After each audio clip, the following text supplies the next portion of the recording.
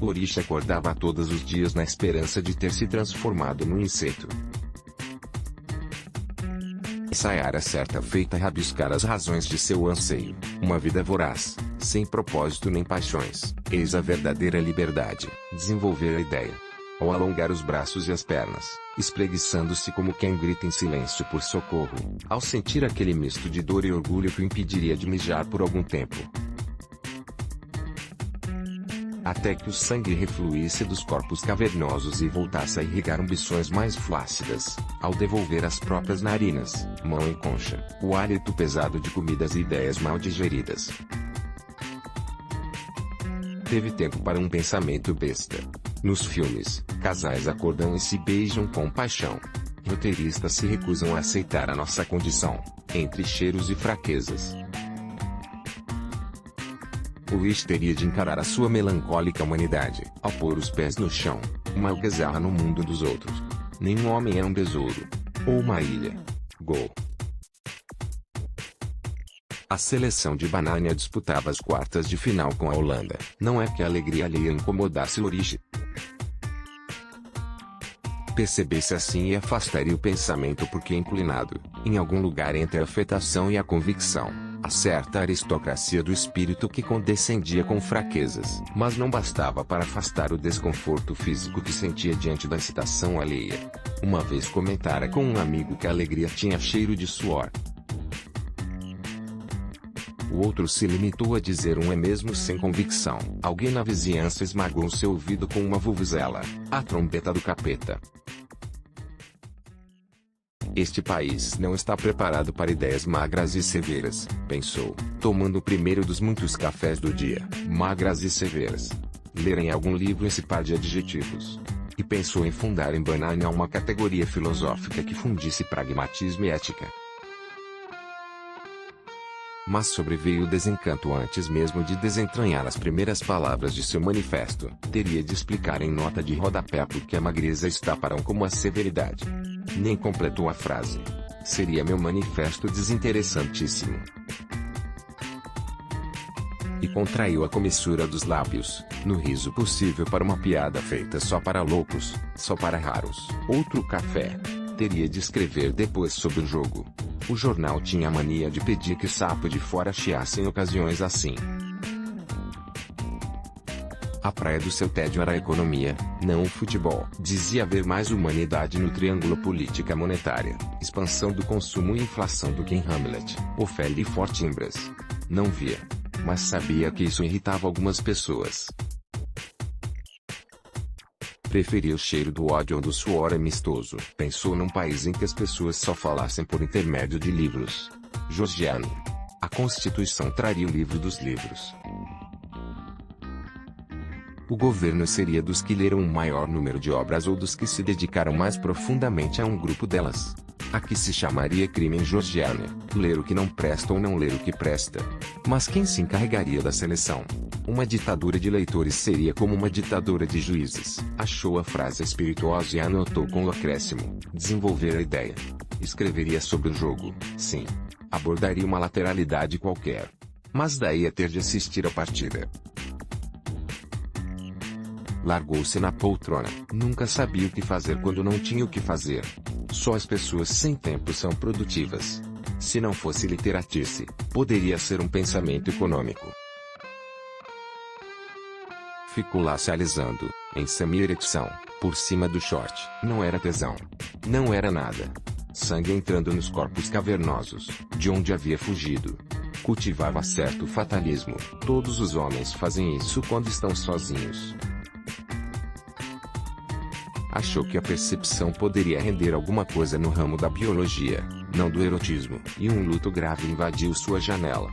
Agora entendia por que a implosão era a explosão para dentro. É ruidosa, mas não espouca, ela ronca. Não é a disrupção da alegria, apavorante para ele traço, mas a demolição surda da esperança. Em vez de um suspiro magro e severo, milhões deles a sufocar o rigor técnico e frio com que o Ouriche ambicionava filtrar as mesquinhas paixões alheias.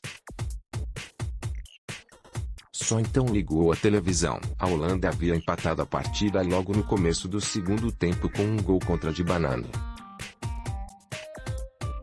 As câmeras de televisão se esmeravam em closes no rosto dos bananeses. Aquilo era morte na alma. Ulrich tinha a ambição de ler sinais e sabia que se ganha ou se perde uma batalha antes da luta e fora do terreno propriamente cruento. Agora era questão de tempo para que as más escolhas pudessem, como sempre acontecia em Banania, se confundir com um destino. Fosse um inseto voraz e sem paixões, não dominaria as palavras com que designar os relevos dessa resignação passiva e solitária. No pouco que o futebol mobilizava seu tempo e seus instintos, conseguiu formar um juízo sobre o técnico, que tinha um apelido de personagem de fábula infantil e amarra dos pais amorosos, autoritários e sem imaginação. Os miasmas sentimentais que emanavam da Copa anterior, a de 2006, não eram bons. Os patrulheiros bananeses investiram na falácia de que faltaram, então, aos jogadores rigor, disciplina, dureza, firmeza, caráter, dedicação, aquela cadeia de abstrações que excita a fúria dos moralistas ogros. Com seus elmos cheios de nada, Ulrich tinha clareza de que disciplina não se confunde com moralismo vulgar, que ele chama de túmulo da moral e do talento. Segundo o gol da Holanda. E a espada do vencedor pendeu sobre a cabeça do vencido. O que faltava a Banania para entender que o rigor técnico é a base material da imaginação criadora. Sem esta, aquele é um fetiche. Sem aquele, esta não passa de uma promessa, a compor a triste lista das coisas que foram sem nunca terem sido. Ficou quase indignado, mas voltou a se refugiar no tédio que pretendia uma forma de elegância, de decoro, mas nunca de covardia. Sentou-se ao computador e começou. Banania ainda há de descobrir as virtudes das ideias magras e severas, que não se confundem com o moralismo barato, que é o túmulo da moral. Pouco mais de um ano depois daquela derrota, coube a Ulrich analisar o discurso que a dita presidenta de Banania fez na abertura da Assembleia Geral da ONU. O sangue lhe desceu aos pés, sem tempo para distrações gratuitas. Lá estava ela. Uma parte do mundo não encontrou ainda o equilíbrio entre ajustes fiscais apropriados e estímulos fiscais corretos e precisos para a demanda e o crescimento. O desafio colocado pela crise é substituir teorias defasadas, de um mundo velho, por novas formulações para um mundo novo. Enquanto muitos governos se encolhem, a face mais amarga da crise, a do desemprego, se amplia. Banania tem sido, até agora, menos afetada pela crise mundial. Queremos, e podemos, ajudar, enquanto há tempo, os países onde a crise já é aguda.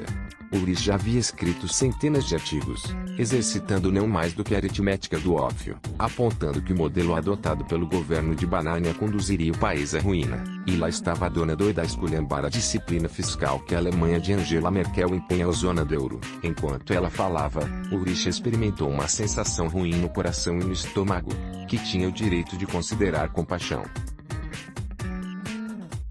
Anotou para mais tarde: meu Deus! Desta vez, nem o talento que despreza a disciplina nem a disciplina que esmaga o talento. Embora cético por natureza e profissão, Ulrich cultivava certo simbolismo que era seu modo de ser místico. Acho que atravessamos um portal que vai nos levar ao fundo do poço. Vamos ver quando se sai de lá. E censurou a si mesmo, como de hábito, porque não tinha muita paciência para essas imprecisões e clichês. 3 anos depois daquele discurso, Banania foi eliminada nas semifinais, em seu próprio território, pela disciplina fiscal alemã. Por 7-1 na poltrona, e desta vez ninguém lhe pediu texto nenhum porque acharam o de 2010 muito aborrecido. Ulrich disse para si mesmo: atravessamos o portal e estamos no território em que a falta de talento e a falta de disciplina se estreitam num abraço insano. E se alisou por nada. Todos os homens fazem isso quando estão sozinhos.